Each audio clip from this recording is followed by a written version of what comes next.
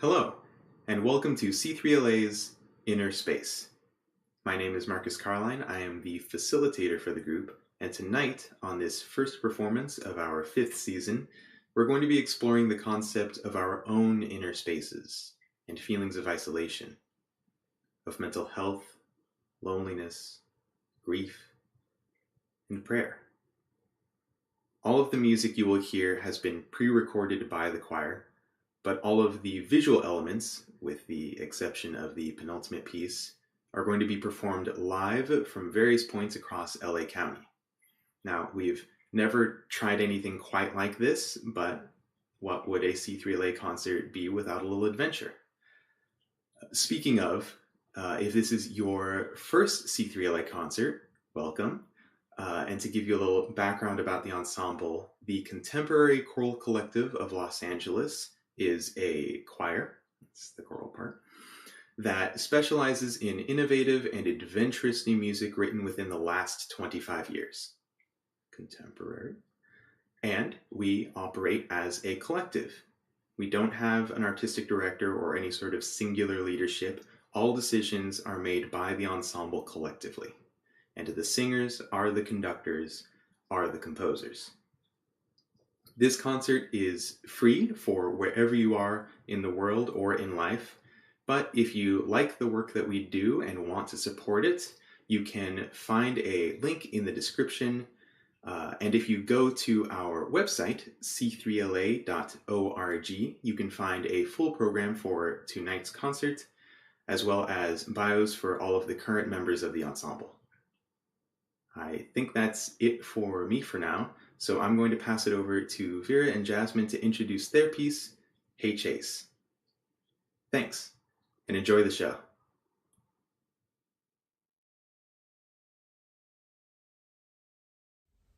Hi everyone, thanks so much for tuning in tonight. My name is Vera Lugo and I'm the chair of C3LA's Diversity, Equity, and Inclusion Committee. We formed this committee this year in 2020 and we're super excited to be facilitating conversations about what these concepts mean for the future of choral arts. Diversity, equity, and inclusion are important concepts for C3LA, not only as members of the choral community, but also as a collectively run ensemble. Our collective model enables us to prioritize the concepts of diversity, equity, and inclusion in every step of our process, including leadership, auditions, and our audience. Tonight, as part of our commitment to progress in the choral arts community, we ask that you consider donating to one of the organizations listed in our video description. 2020 has been an especially difficult year for those with the least access to the most vital resources. These organizations are actively working to provide those resources to those with the most need. We are happy to support them. Speaking of 2020, it's been quite a year that a lot of us have felt isolated from the people we care the most about.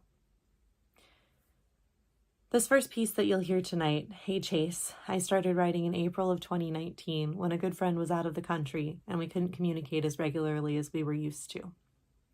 I started thinking about how even though he was super far away, we were in the same world and still connected by the care that we had for each other. I think the inner space is an individualistic concept for each of the people that's participated in this experience. My inner space is my bedroom. It's the place that I create. It's where I've spent the most time during the pandemic. It's where my cat lives. And it's the place that I feel the most like myself. Even though we can't physically be together tonight, I think each of our inner spaces are connected by those lines of care and love that we all have for each other. I hope you enjoy.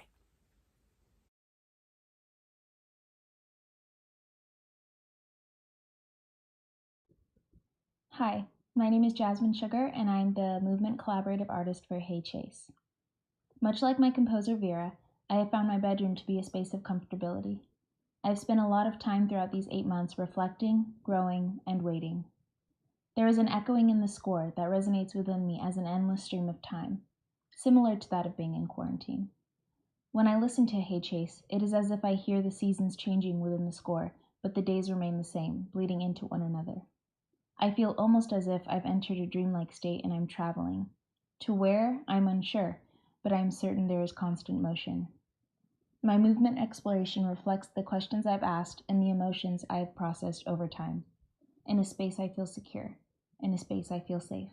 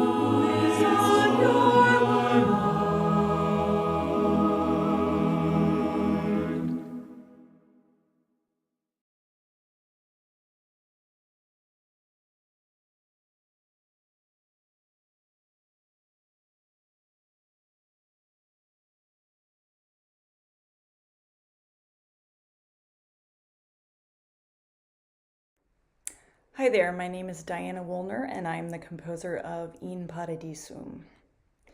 When I was first told I would get to write a piece for C3LA, I was already thinking about arranging In Paradisum, which is a Gregorian chant I have sung many times during funerals. I'd always sung it a cappella, but it's so beautiful by itself that I just wondered and thought it had enormous potential to be even more interesting with 8-part harmony. A few years ago, I lost my brother. It was the first time I'd really lost someone that close to me, and I remember so clearly the extreme range of emotions, both on the day I was told of his death as well as the day of the funeral. So with In Paradisum, I wanted to capture that roller coaster of emotions. I pictured someone at a funeral going through, the ritual, and on the one hand, you feel the person's at peace, so there's a little bit of a finality to it, but at the same time, there's a terror, being reminded of your own mortality. Miranda, Kahn, who is the shadow puppetry person for this project, did an amazing job, and she really supported these themes of love and loss with her own interpretation. There's no doubt that many of us are experiencing the same reminder of our mortality with the daily numbers of deaths reported from COVID-19. Some of us may even know somebody who has died.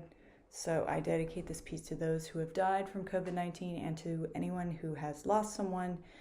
And I pray that the end of this suffering is coming soon. Thank you.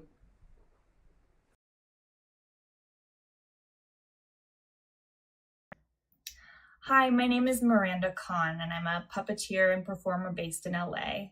I created this piece in collaboration with Diana Woolner, and it's about loss, but more importantly about love and the bond that remains despite loss. And I want to thank Dimitri Da Silva, who is a puppeteer on the piece with me.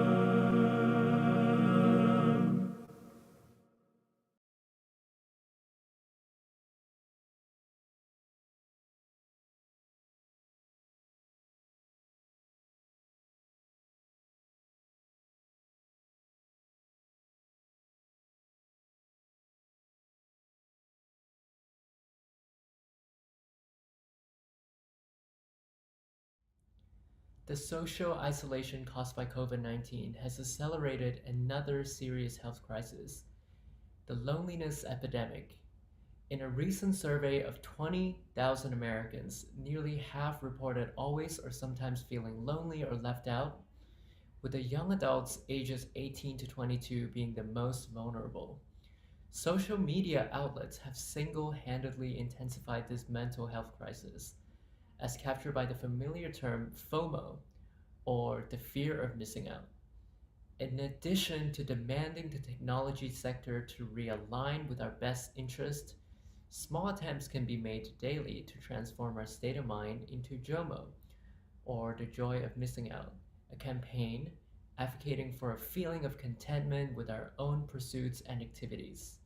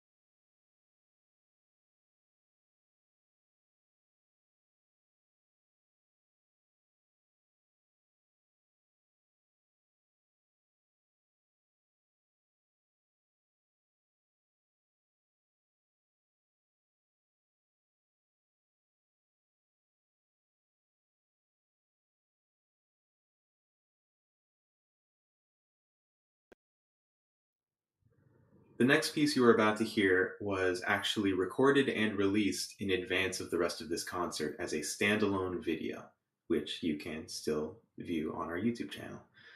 We're including it here as part of this concert because we think it sort of perfectly captures how the ensemble as a whole is feeling. That we're sad that we can't be in the same space, singing together, laughing together, being together. And we're sad that we can't be with all of you, seeing all of your lovely faces and sharing drinks and snacks post-concert. But perhaps this concert being virtual by necessity means the music can reach more people than it would have otherwise. People who may not have been able to make a concert normally. And we're always going to try to make new and exciting music that is fulfilling, both for us and for you. So yes, we miss live choral music. We miss each other and we miss you. But this too shall pass. And until that time, we grow ever fonder of the music and our fellows on this adventure. This is Absence Makes the Heart Grow Fonder by Kristen Hierlinger.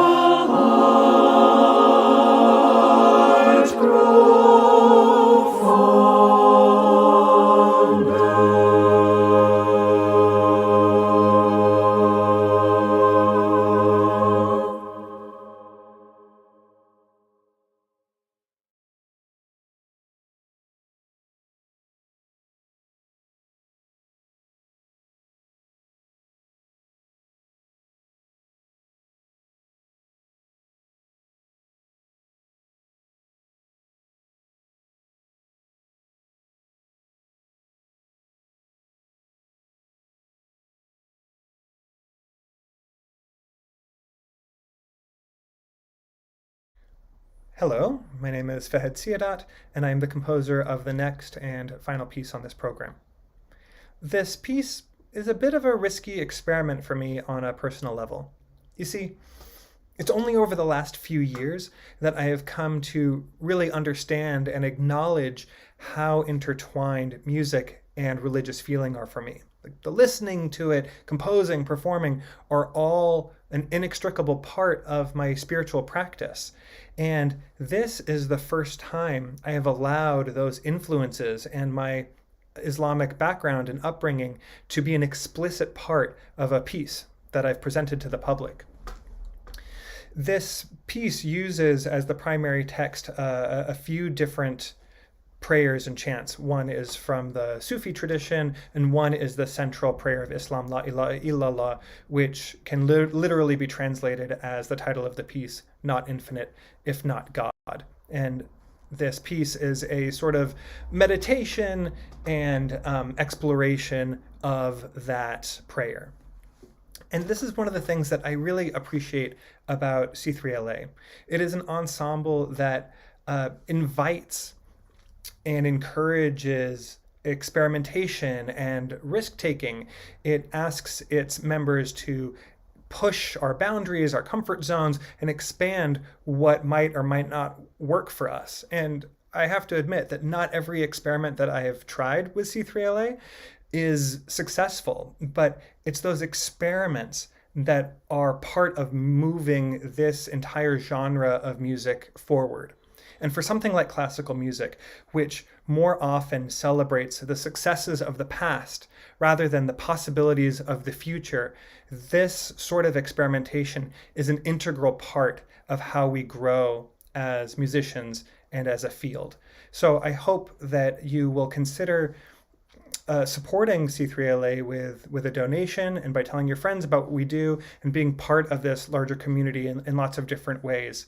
Through your support and your donations, we will be able to do more of this kind of work on an even larger scale and have a greater impact on our audiences and on our fellow musicians.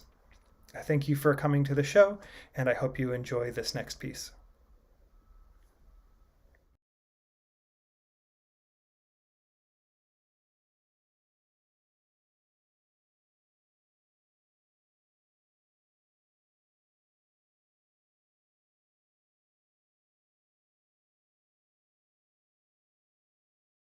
أسبي ربي جل الله ما في قلبي إلا الله لا إله إلا الله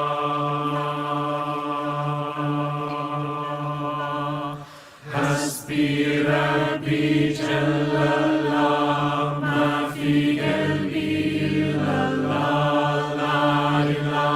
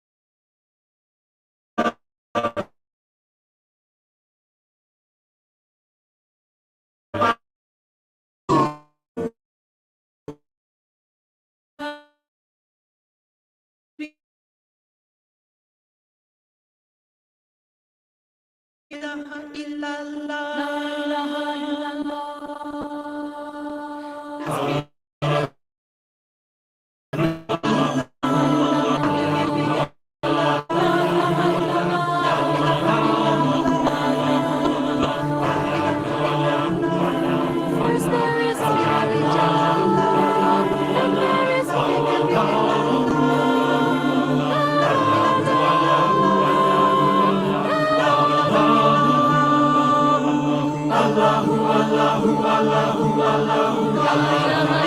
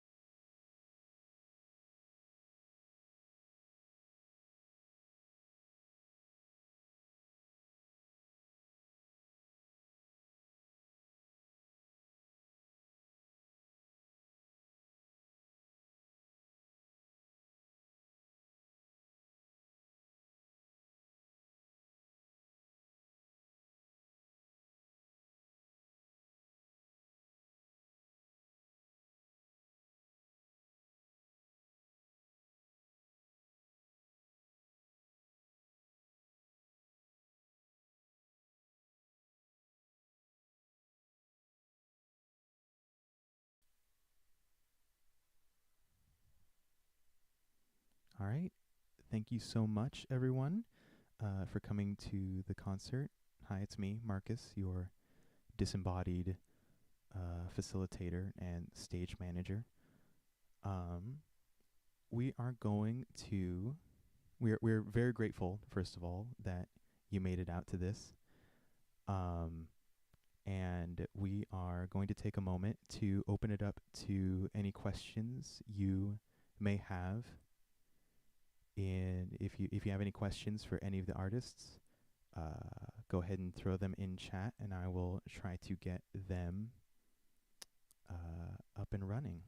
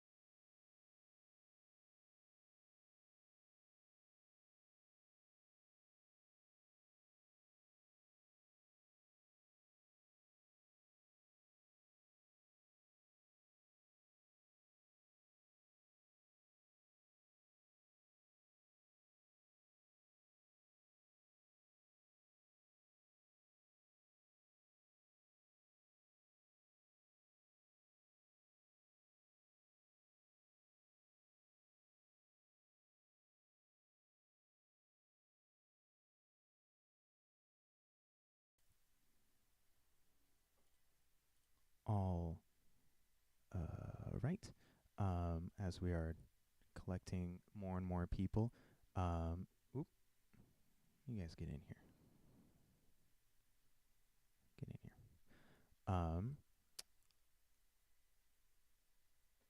Let me see. Let me see some questions. Let me see if I can't answer some real quick tech questions right off the back. For Campbell, yes, we might have plans to release portions of this concert as standalone, not streaming portions. But we will see about that. Let's go in order. Michael is asking, how did we come up with the theme of inner space? And so for that one, we were thinking about for our season as a whole of talking about the different spaces that we reside in while we're living through these times of quarantine and pandemic and craziness. And so for the whole arc of our season, we're going to be going from inner space to outer space to interspace, which you're just going to have to come and find out what that means in the spring. The Sox is asking about the creative process for each video and how the concepts came about between composer and visual artist performer. Maybe I'll throw that to Niko first, if we can hear you. I can.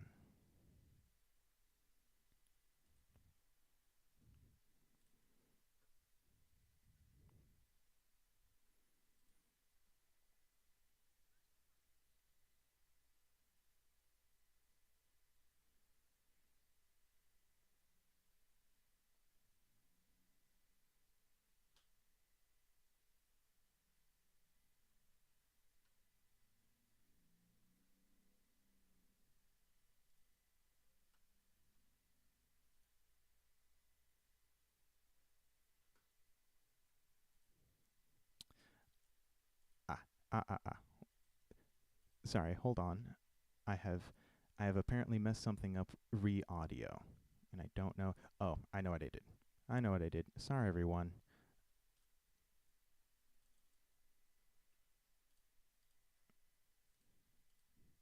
This part's important.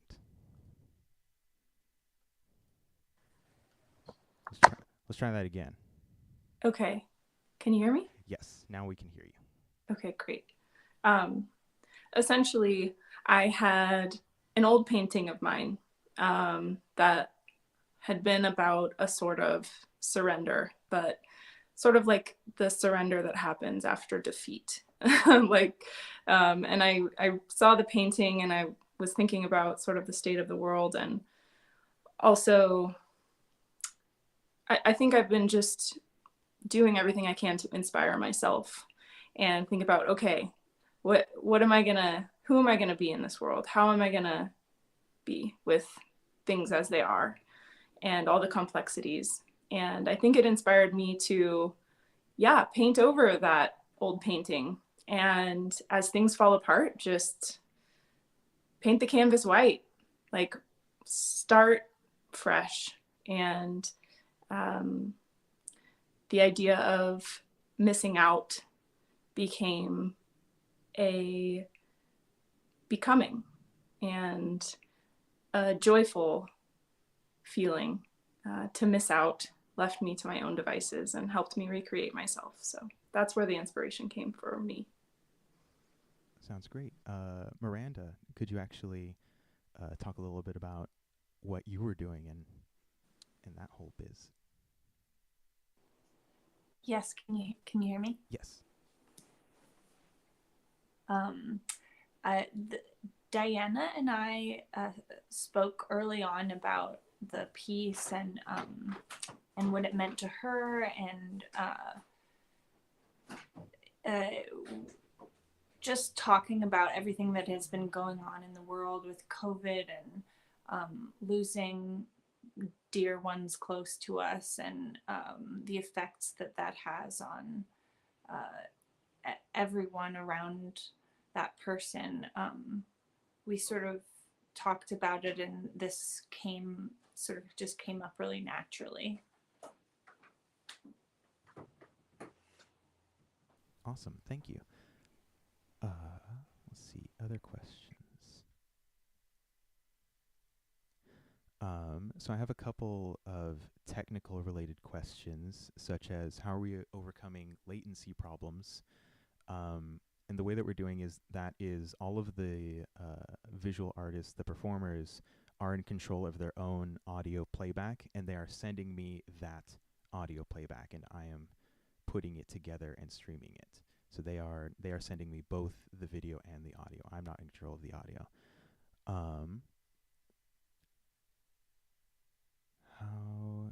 How did the concert operators switch between different video locations? We're using a little, it's not even quite a program so much as it is like an applet called obs.ninja.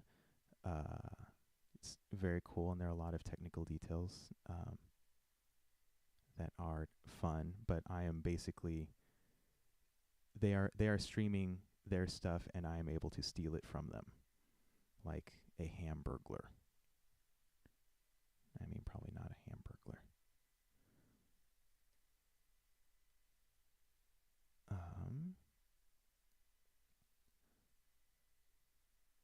For since we're currently missing Jasmine, Vera, could you talk a little bit about both of your collaboration with Jasmine and just how I know you talked about it in your intros, but could you expand? Yeah. For me, I really got excited about this concept, because it was about like our individual experiences and not necessarily a collaboration. So it was more like an interpretation. So I was really excited about like creating the piece in an isolated space and then giving it to Jasmine to interpret from her own space. So that was kind of the thing. And she, occasionally asked me like, what are you thinking about this? Like, what should I wear? And things like that. And I was like, it's 100% up to you. It's about your inner space. And I told her a lot about, how I felt about the concept, what it means to me, things like that. But yeah, it was more of like a passing the torch. Love it. Trying to see if there are any other questions. You can go ahead and throw those in chat. Let me see.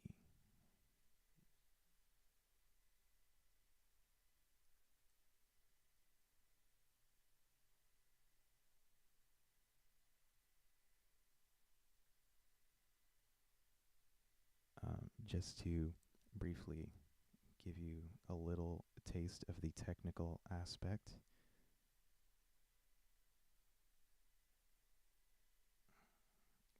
No.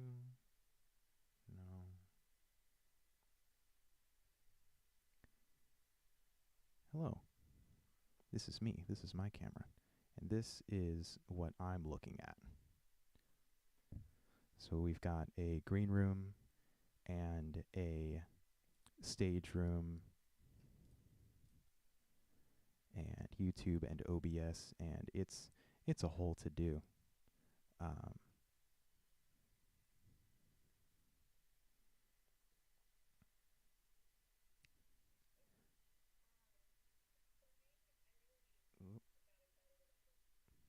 Doubling up.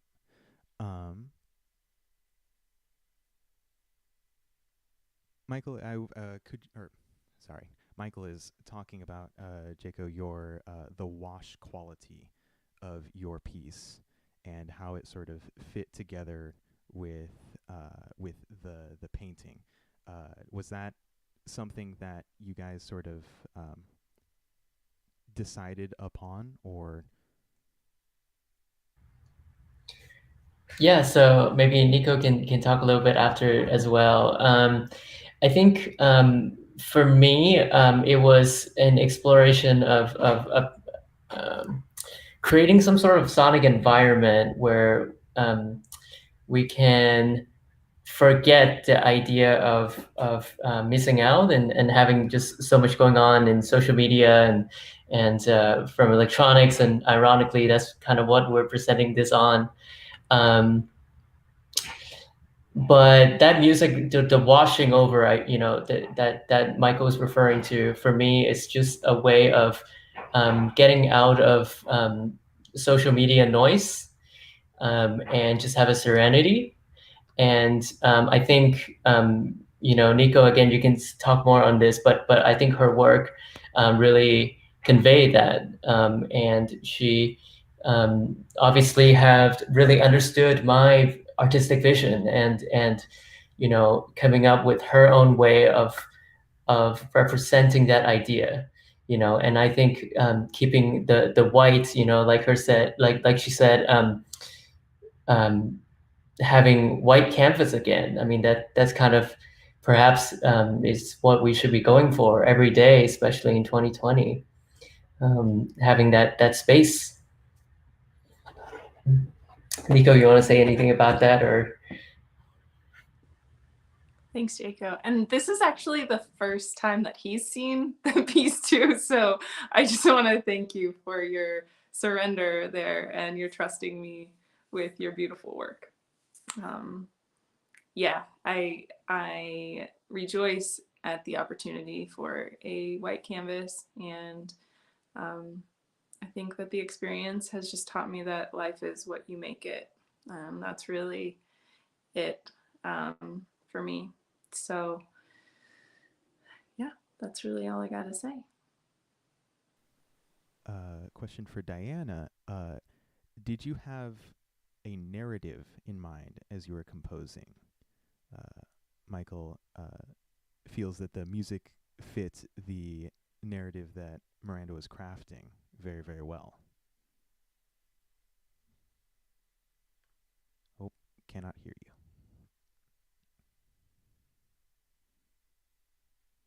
Hold, please.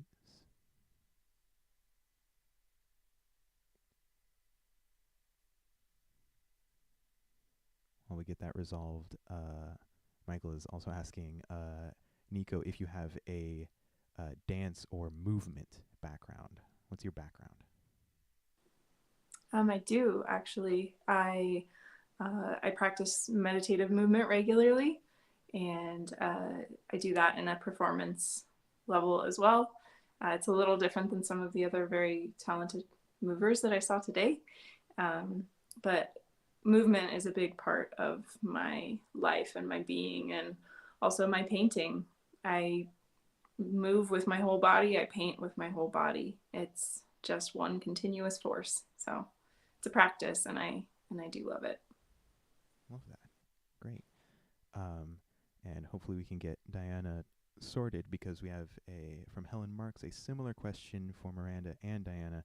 How did you think of which scenes to combine for the shadow puppetry? Do you use the same characters across shadow puppetry pieces? I guess we can start with Miranda for that. The same characters across shadow puppetry pieces? Do you have recurring characters? Do you reuse materials, I guess?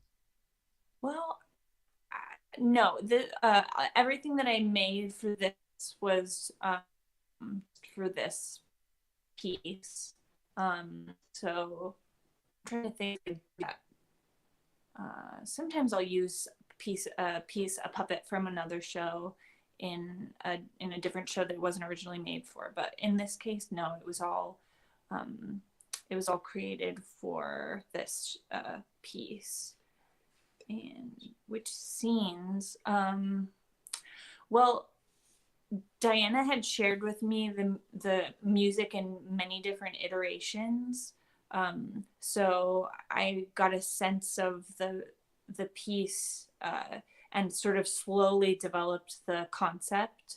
We developed the story together, and it sort of it came together organically, one after another. Yeah. Awesome. Diana, do we have you yet? No. All right. Well, type some stuff in chat and I'll relay. And in the meantime, question for anybody. How much of the music was informed by the final virtual medium that it would exist in?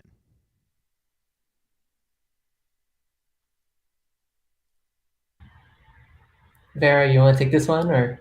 Yeah, I can speak to that a little bit. When I first started writing this piece, it was just voice and piano. It was just like a song that I started.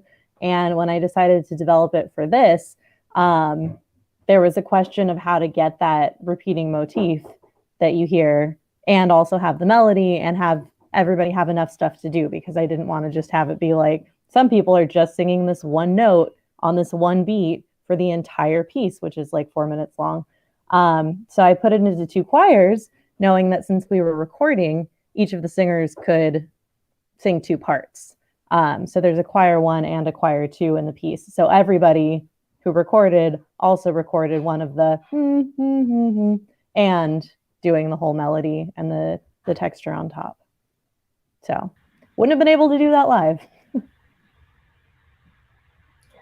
So I actually, for my particular piece, I went through a couple ideas, and one of the ideas was actually to combine the choir sound with electronics.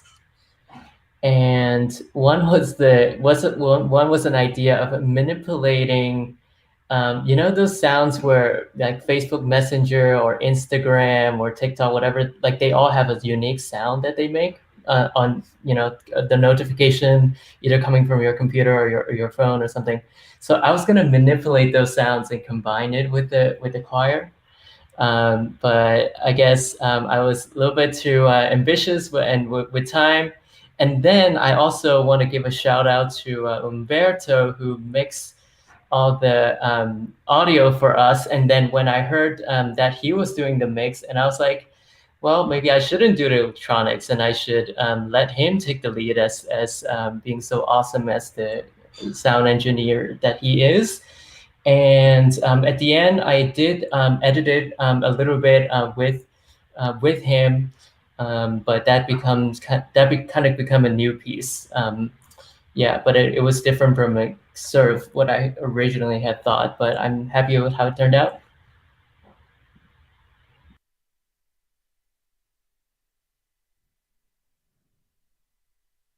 Great. I think with that, we're a little past 6 o'clock. I think it's about time to wrap it up. You can reach out to any of these lovely people. Are you all on social media? Are you all reachable by some means? If you haven't looked at the program yet, c3la.org/program, and you can find more information about the pieces you have heard tonight. I'm sure that we would, I'm looking at you all and you can't see me.